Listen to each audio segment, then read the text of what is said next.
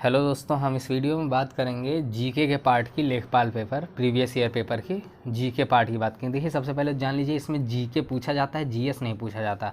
GK मतलब क्या होता है? फैक्चुअल चीज़ें, डायरेक्ट फैक्ट आपसे पूछते हैं, ठीक है। तो समय ना बर्बाद करते हुए अपने क्वेश्चन पर आते हैं। पहला क्वेश्चन है हमारा, 25 क्वेश्चन है इसमें प्रीवियस ईयर। और आप लोग, जैसा कि मैंने हिंदी के वीडियो में बताया था, कि ये ज़रूर देखिए कितने प्रश्न आपको इसमें आते हैं, ठीक है। कुछ इसमें करंट अफेयर के प्रश्न है, उसको हम छोड़ देंगे, ठीक है, बाकी आगे बात करेंगे। देखिए, केंद्र सरकार के विकास व्यय में शामिल नहीं है। देखिए, केंद्र सरकार जो सेंट्रल गवर्नमेंट होती है, उसकी कुछ ऐसे खर्चे होते हैं जो प्लान्ड होते हैं, कुछ अनप्लान्ड होते हैं। मतलब और प्लान्ड अनप्लान्ड क्या, जैसे कुछ प्रॉफिटेबल होते हैं, कुछ अनप्रॉफिटेबल होते हैं। कुछ खर्च ऐसे होते हैं जिनसे प्रॉफिट होता है उनको, जैसे इनकम टैक्स, आपका ये टैक्स वैक्स वगैरह है, इससे जितने भी सरकारी ऑफिस चलते हैं इनसे लगभग सभी से प्रॉफिट होता है गवर्नमेंट को। लेकिन कुछ ऐसे होते हैं जिनसे गवर्नमेंट को प्रॉफिट नहीं होता है, ठीक है। तो आइए देखते हैं यहाँ पे क्या है। सामाजिक एवं सामुदायिक सेवाओं पर व्यय, राज्यों के लिए अनुदान, या राज्य व्यय, या आर्थिक सेवाओं पर व्यय। तो विकास व्यय में मतलब जिससे आप डेवलपमेंट कर सकें, चीज़ों को डेवलप कर सकें, वो व्यय कौन सा है? तो इसमें रक्षा व्यय हो जाएगा, जिससे आप चीज़ों को डेवलप नहीं कर सकते, बल्कि आपकी कंट्री के लिए, और बल्कि ये नॉन प्रॉफिटेबल होता है, ठीक है। मतलब इससे हमारा इससे कोई फ़ायदा, मतलब रिटर्न कुछ नहीं आता। फ़ायदा तो है गवर्नमेंट को, अब भाई अपनी देश रक्षा होती है, लेकिन रिटर्न कुछ नहीं आता, ठीक है। रक्षा व्यय जो होता है यहाँ पे डिफेंस के लिए, वो हमारे यहाँ पर विकास व्यय में शामिल नहीं होता है, डेवलपमेंट व्यय में शामिल नहीं होता है। अगला प्रश्न हम अपना देखते हैं। हमारे रुधिर में ऑक्सीजन का प्रवाहन एक प्रोटीन द्वारा होता है, जिसका नाम होता है। तो उस प्रोटीन का नाम देखिए, ऑप्शन नंबर सी यहाँ पे हो जाएगा, होमोग्लोबिन द्वारा उसका प्रवाहन होता है। देखिए, हमारे शरीर में जो होता है, एक प्रोटीन नाम की धातु होती है होमोग्लोबिन में। और एक चीज़ याद ध्यान रखिएगा, होमोग्लोबिन में जो अधिकतर मात्रा होती है वो प्रोटीन की ही होती है, जो उसकी एक श्रृंखला होती है, जिसको हम अमीनो एसिड श्रृंखला से बनती है। वो किससे बनती है? अमीनो एसिड श्रृंखला से बनती है। तो इसका ऑप्शन सही हो जाएगा, आपका सही ऑप्शन। अगला प्रश्न देखते हैं। अंतर्राष्ट्रीय गमन, माइग्रेशन क्या है? माइग्रेशन मतलब आप लोग बचपन से जानते होंगे कि एक क्षेत्र से दूसरे क्षेत्र में जाना। अगर मतलब जैसे अगर भारत से ही अगर हम किसी क्षेत्र से पलायन कर रहे हैं, कहीं अलग जा रहे हैं, तो संचलन, प्रवासन या माइग्रेशन कहलाता है। लेकिन अगर यही हम विदेश से या दूसरे देश से किसी पूरा देश अगर हम बदल रहे हैं, जैसे मानिए दुबई से इंडिया आ रहा है, या इंडिया से दुबई रहने के लिए जा रहा है, तो देशों के बीच में लोगों का संचलन हो जाता है, मतलब देशों के बीच में लोग माइग्रेट हो रहे हैं, ठीक है। तो इसका ऑप्शन नंबर ए हमारा सही हो जाएगा। अंतर्राष्ट्रीय गमन इसको हम बोल सकते हैं, वरना माइग्रेशन का मतलब होता है क्षेत्र बदलना। अगर लेकिन यहाँ अंतर्राष्ट्रीय लिख दिया, इसलिए देशों के बीच में लोगों का संचलन हो जाएगा, ऑप्शन इसका सही। अब अगला प्रश्न है, सॉफ्ट बैंक और फॉक्सकॉन टेक्नोलॉजी ग्रुप ने एक संयुक्त उपक्रम एसबीजी क्लीनटेक बनाया है, जो ग्रीन एनर्जी प्रोजेक्ट में 10 वर्षों के लगभग $20 बिलियन का निवेश करेगा। देखिए, ये तो करंट अफेयर का क्वेश्चन है, छोड़ सकते हैं, लेकिन फिर भी इसका ऑप्शन मैं आपको बता दूं, भारतीय इंटरप्राइजेज हो जाएगा, ठीक है। अगला प्रश्न देखिए, करंट अफेयर के क्वेश्चन हम छोड़ते चलेंगे, क्योंकि 2015 का पेपर है, तो 15 में आए हुए करंट अफेयर कोई भी चांस नहीं बनता आपका आने का। और यूपी SSS में आप 6 से 8 महीने का करंट अफेयर अगर आपके पास पर्याप्त है, तो बहुत ही पर्याप्त है, आपको उसके लिए कोई दिक्कत नहीं है। नेपाल भूकंप त्रासदी के दौरान भारत सरकार द्वारा संचालित किए गए बचाव कार्य रेस्क्यू ऑपरेशन में कौन सा नाम दिया गया था? ये भी 2015 का क्वेश्चन है, कोई बात करने का फ़ायदा नहीं है इस पर। वैसे इसका ऑप्शन नंबर डी सही हो जाएगा। करंट अफेयर के प्रश्न हम छोड़ते हुए चलेंगे, सर मैं नहीं बर्बाद करेंगे। लोकसभा चुनाव के लिए उम्मीदवार बनने की न्यूनतम आयु कितनी होनी चाहिए? न्यूनतम आयु लोकसभा उम्मीदवार बनने के लिए आपको न्यूनतम आयु आपकी होनी चाहिए 25। और आर्टिकल 84 में इसका वर्णन है। आर्टिकल 84 में ये बात लिखी गई है कि लोकसभा उम्मीदवार बनने के लिए आपकी आयु 25 वर्ष होनी चाहिए, ठीक है। अगला प्रश्न, 16 अगस्त 1946 को प्रत्यक्ष कार्यवाही दिवस मनाया गया, किसके द्वारा मनाया गया? हिंदू लीग द्वारा, मुस्लिम लीग द्वारा, ईसाई लीग द्वारा, या सिख लीग द्वारा? ये मुस्लिम लीग द्वारा मनाया गया था। क्यों मनाया गया था? क्योंकि इनकी ये मांग थी, मुस्लिम लीग द्वारा मांग की गई, पाकिस्तान की मांगी गई थी, और तत्काल स्वीकार की मांग की गई थी कि इसको तुरंत स्वीकार किया जाए, और ये तुरंत स्वीकार नहीं हुआ था, इसलिए उन्होंने एक प्रत्यक्ष कार्यवाही चलाई थी। इसी के लिए 16 अगस्त 1946 को प्रत्यक्ष कार्यवाही दिवस मनाया गया था मुस्लिम लीग द्वारा, ठीक है। चौरी चौरा घटना कब हुई थी? चौरी चौरा कांड के बारे में आपको पता होगा, कि इसमें हुआ क्या था। 5 फरवरी 1922 का दिन था। इसका ऑप्शन भी सही, 5 फरवरी 1922 हो जाएगा। 5 फरवरी 1922 का दिन था और चौरी चौरा गोरखपुर के आगे आपका ये देवरिया रूट पे पड़ता है। एक जगह है चौरी चौरा। अब वहाँ पे पुलिस ने क्या किया था, किसी सूचना के बिना ही प्रदर्शन, अगर कोई भीड़ यहाँ पे, अपने यहाँ रूल है आईपीसी में रूल है, 4 स्टेप उसमें दिए गए हैं। पहले आप समझाएंगे, उसके बाद आप पानी की बौछार करेंगे, उसके बाद आप आंसू गैस के गोले दागेंगे, उसके बाद आप अगर नहीं फिर भी भीड़ संभलती है, उसके बाद आप गोली चला सकते हैं, वो भी पैर पे। लेकिन आईपीसी ये सब अपने आने के बाद बना है। तो ये सब स्टेप फ़िलहाल होते हैं, मैं आपको बता दे रहा हूँ। तो बिना, फिर भी अगर आप कुछ भी करते हैं तो आपको एक सूचना पुलिस को देनी पड़ती है। पहले सूचना पुलिस आपको बताएगी कि भैया अगर आप नहीं समझ रहे हैं तो हम आप पे पानी फेंकेंगे या कुछ भी आंसू गैस के गोले छोड़े जाएंगे या लाठी चार्ज होगा, इस टाइप में, ठीक है। तो बिना किसी सूचना के इन्होंने गोली चलवा दी थी। इसी में भीड़ ने गुस्सा होकर पुलिस स्टेशन पर हमला बोल दिया। उसके बाद उसमें पुलिस वालों को बंद करके जेल उसमें आग लगा दी थी पूरे उसमें। इसमें 22 पुलिसकर्मी थे उस समय जो आग में जलकर उनकी मृत्यु हो गई थी। इसी को चौरा चौरी घटना बोला गया है, चौरा चौरी कांड बोला गया। अगला प्रश्न, निम्नलिखित में से सबसे अधिक ऋण विद्युतीय तत्व कौन सा है? Option A fluorine, option B oxygen, option C sodium, option D bromine. तो आपका ऑप्शन नंबर ए सही हो जाएगा। सबसे ज़्यादा ऋण विद्युतीय यही होता है, कौन सा? आपका फ्लोरीन, ठीक है। ऑप्शन नंबर ए सही हो जाएगा। अगले प्रश्न पर आते हैं, प्रश्न नंबर 60। किस देश ने कोपा अमेरिका 2015 जीता? अगेन ये करंट अफेयर का क्वेश्चन है, इसको छोड़ देंगे फिलहाल। ऑप्शन इसका बी सही, चिली सही हो जाएगा। अगला प्रश्न 61, निम्नलिखित में से कौन सा कैबिनेट स्तर का होता है? तो देखिए, ऑप्शन ए विपक्ष का नेता, बी भारतीय रिजर्व बैंक का गवर्नर, सी भारत का नियंत्रण एवं महालेखक कैग, या भारत का महान्यायवादी सीजीआई, ठीक है।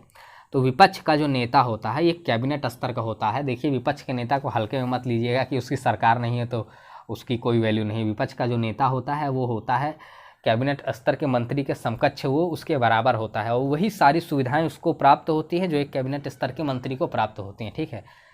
अगला प्रश्न हम अपना देखते हैं। प्रायद्वीपीय भारत का दक्षिणी छोर कन्याकुमारी स्थित है। मकर रेखा के दक्षिण में, भूमध्य रेखा के उत्तर में, कर्क रेखा के उत्तर में, भूमध्य रेखा के दक्षिण में। देखिए, पहले भूमध्य रेखा है क्या? भूमध्य रेखा वह रेखा है जो भूमि को, ऐसे आप समझ लीजिए, भूमध्य रेखा इसको क्यों बोला गया? अपने पृथ्वी के बीच से ये काटती है, ठीक है। बीच से 2 भागों में इसको, अपनी पृथ्वी को डिवाइड करती है। कितने पर? 0 डिग्री अक्षांश पर, ठीक है। इसको हम लोग भूमध्य रेखा बोलते हैं। और कर्क रेखा किसको बोलते हैं? 23.5 डिग्री पर ये नॉर्थ सेक्शन को, मतलब उत्तरी भाग को 23.5 डिग्री पर कर्क रेखा स्थित है और दक्षिण में 23.5 डिग्री पर ये हमारी मकर रेखा स्थित है।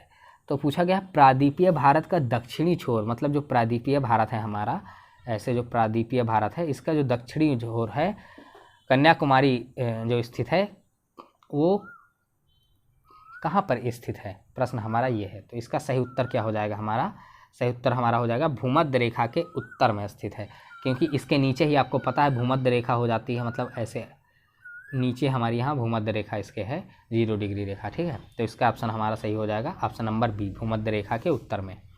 कई सारी चीज़ें मैं आपको एक ही प्रश्न में बताता चल रहा हूँ, इसलिए देखिएगा, समझिएगा और ये भी अपने आप को, अपना खुद का आकलन कीजिएगा कि हम कितने सही हैं, कितने प्रश्न हम सही कर पा रहे हैं। अगला प्रश्न है हमारा, वह कौन सा स्थान है जहाँ अंतिम मुगल सम्राट बहादुर शाह जफ़र की मृत्यु हुई थी? तो बहादुर शाह जफ़र को आप जानते होंगे कि 1857 में जो क्रांति हुई थी उसके लीडर ये रहे थे, जो मेरठ से क्रांति शुरू होकर जगदीशपुर तक गई थी, उसके लीडर रहे थे। इसी के जुर्म में अंग्रेज़ों ने इन्हें रंगून भेज दिया था। म्यांमार जो है, अभी तो इसका रंगून का नाम बदल के यंगून हो गया है, लेकिन उस समय इसको रंगून ही बोलते थे। रंगून भेज दिया था और वहीं पर इनकी मृत्यु भी हो गई थी, ठीक है। असल में उस समय क्या होता था, इन लोगों ने ये चाहते तो इनको मार सकते थे, अंग्रेज़ जो थे ये मुग़ल को मार सकते थे, जो बहादुर शाह जफ़र जो लास्ट मुग़ल शासक थे।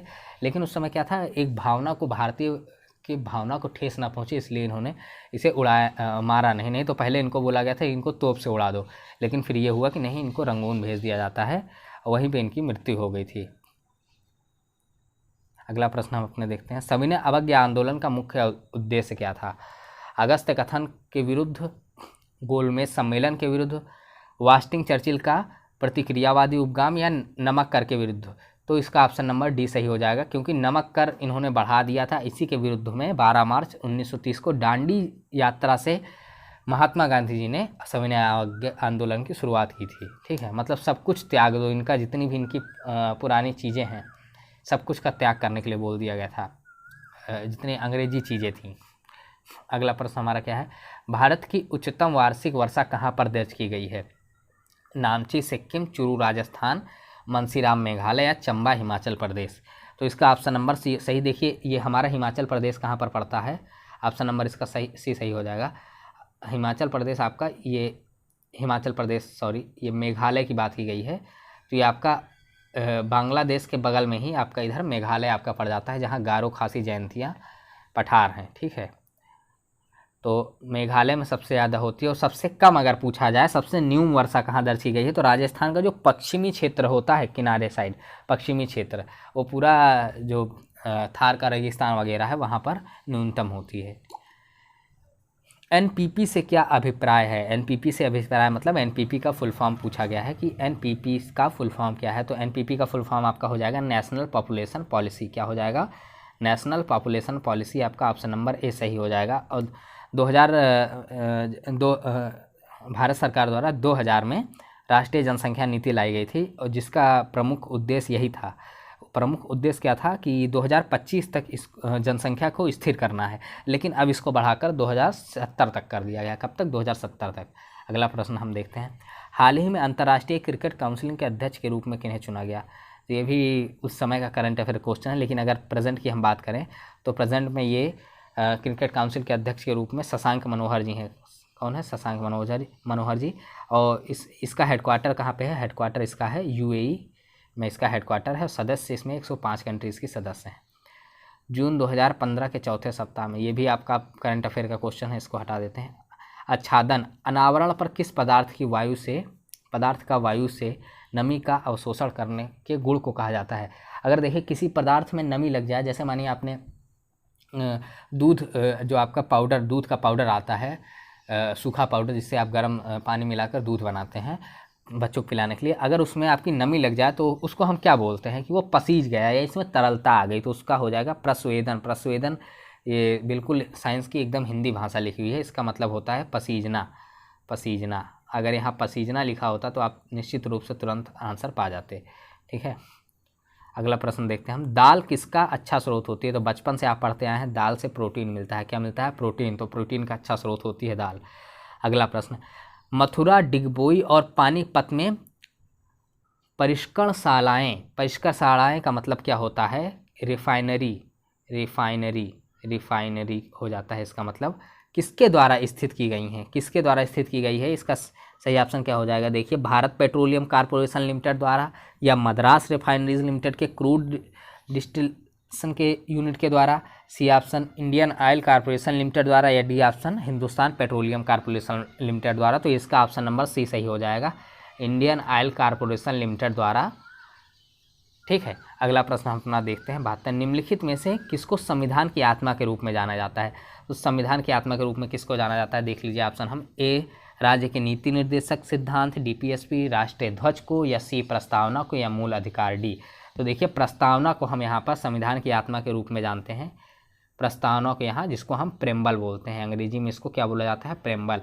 देखिए, इसको संविधान का परिचय पत्र भी क्या कहा जाता है? अगर कभी प्रश्न आए कि संविधान का परिचय पत्र किसको कहते हैं, तो ऑप्शन आपका सही हो जाएगा, प्रस्तावना को कहते हैं। ठीक है, 1976 में 42वां संविधान संशोधन करके इसमें प्रेम्बल में 3 चीज़ें नई जोड़ी गई।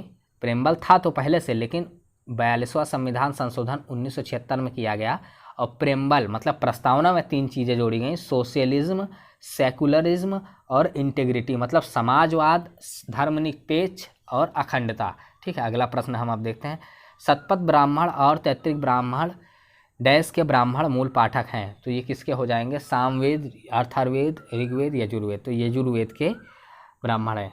शतपथ ब्राह्मण और तैत्तिक ब्राह्मण यजुर्वेद के ब्राह्मण होते हैं, यजुर्वेद के ब्राह्मण है। ठीक है, ये आपका जो है प्राचीन काल से देखिए पूछा गया। प्राचीन काल से जो प्रश्न पूछे जाते हैं वो इसी टाइप के प्रश्न पूछे जाते हैं, किताबों से पूछ लिया गया।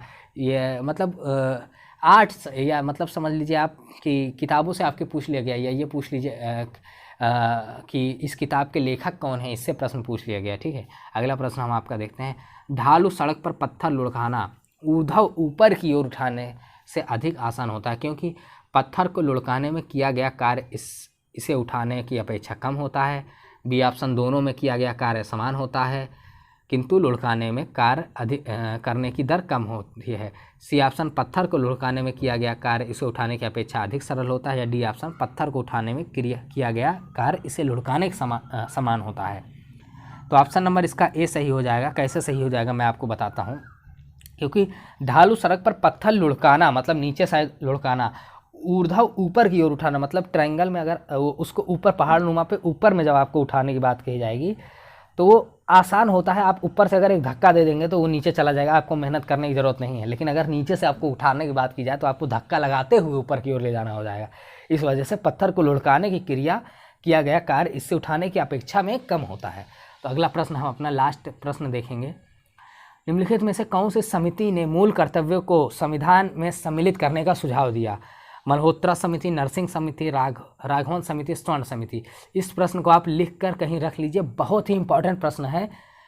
स्वर्ण सिंह समिति से कई मतलब समझ लीजिए कि अगर 100 एग्ज़ाम आपके होते हैं तो 75 एग्ज़ाम में एक प्रश्न स्वर्ण सिंह समिति से जरूर पूछा जाता है। तो स्वर्ण सिंह समिति को आप पूरा पढ़ लीजिएगा।